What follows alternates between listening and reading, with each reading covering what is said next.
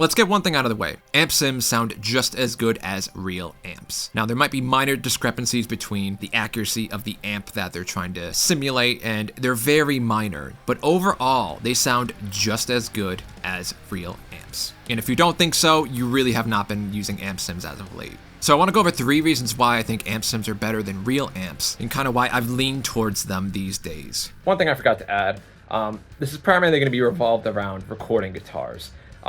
Yes, some of these points are relevant for live playing, but I'm primarily talking about real amps versus amp sims in a plugin format. Starting off strong, reason number 1 is that they're just cheaper. The price is way cheaper for an amp sim compared to the real amp. The Josh Middleton amp sim from STL is about $150, and with that, it comes with 3 rock-solid amps, a bunch of impulse responses, 4 great pedals, effects, a noise gate, a tuner, and a couple other things, all for $150, and you can get it even cheaper during a sale, whether that be Black Friday or they have a deal going on. $150 is not too bad. A 6505, 125 watt 6505, that's gonna run you $2,000, and that's just for the amp. And in this day and age where amp sims sound good, you gotta ask yourself, is that really worth the price? Sure, if you want the absolute best sound, that might make sense for you, but with so many of us musicians dumping all of our money into marketing, music production, things that we need to buy, and little things that go wrong, you gotta ask yourself, is $2,000 really worth it when you can get a rock solid amp sim suite for $150? Heck, there's free amp sims that sound really great. Reason number 2 is probably the biggest reason for me, and that's the reliability. I've been using real amps and pedals for a while now, and eventually they kind of start to get dirty. I'm talking the potentiometers, the inputs, even the power inputs. They all start getting dust and dirt, and you gotta figure out how to clean them appropriately. The internet is unfortunately filled with misinformation on this topic. I was recommended to use this cleaner, which this might work okay for inputs, but this is not good for potentiometers. This strips away the oil and lubrication that is needed for the potentiometer to move smoothly. So I screwed up a pedal doing this.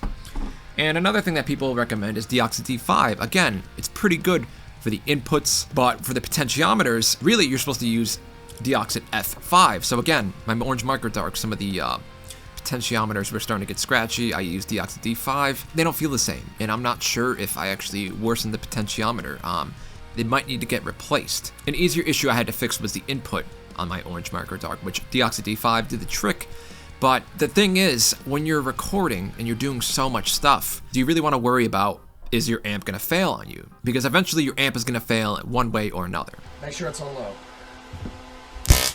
Whether it be the potentiometer or the input on the orange micro dark, for a while it was sending very, very, very small signal to the amp, and I could not understand why. I tore apart that amp, I replaced the tube on it, and eventually I figured out it was the input. If you don't want to go through this headache, you can take it to an amp tech, but we're going to be adding on to the financial burden that you're already paying for whatever premium amp that you've bought. Yes, the orange micro dark is a budget amp, but it's not the top of the line sound. With an amp sim, you're getting top of the line sound in a convenient package, and all you really gotta do is plug and play so long as you have a decent computer, and you're good to go. And speaking of plugging and playing, the last reason is the convenience. Now when it comes to recording your amp, if you're working with a real amp, you really only have 2 options. You can mic up your speaker cab, and that's a skill in itself that's gonna take a long time to master and get good at. And you also need an appropriate area to do it. Not to mention, if you don't have like a separate room, you're risking hearing damage. Then there's just like annoying factors that can happen. Recording real amps can be an absolute pain. So much so that I went the route of using a load box, which we're going back to tacking on to the price that you're already paying for your amp. Load boxes are great because you have a hybrid approach.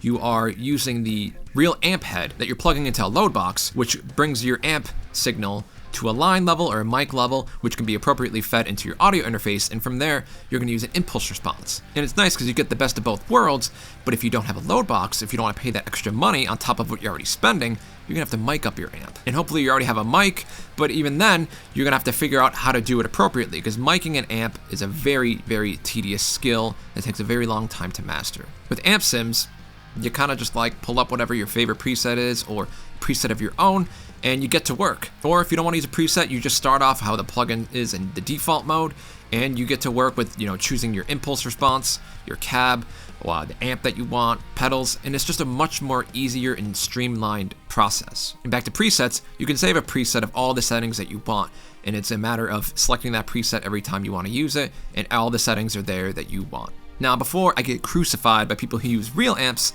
I could honestly make an entirely different video on the opposite. There are some things about real amps that just beat out amp sims. However, what I'm doing right now in my life and with my music career, amp sims will make way more sense. But if you want a video on why real amps are better than amp sims, leave a comment below. Also leave your thoughts and feedback. Thanks a lot for watching.